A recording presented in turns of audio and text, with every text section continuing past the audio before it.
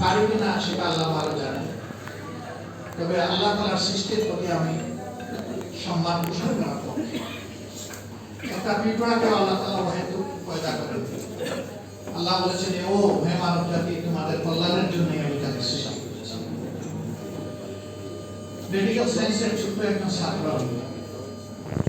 আমি যখন আমার ছাত্র জীবনে বিভিন্ন বিষয় নিয়ে একটু অক্ষরে লেখার বাইরে আমি চিন্তা করেছি। আমি দেখেছি প্রত্যেকটি জিনিস রিয়েলি আল্লাহ তাআলা আমাদের কল্যাণে পয়দা করেছে।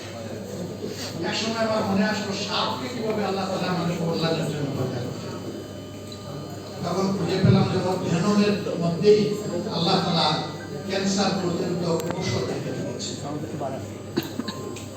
যে সাপের ছোবলে মানুষ মারা যায়, সেই সাপের ভেনমের মধ্যেই আবার মানুষের জীবন রক্ষাকারী ঔষধ আল্লাহ পয়দা করেছে। কাজে সেও আমার জন্য একটা সাপকে আমি বিরক্ত না করলে সেও আমাকে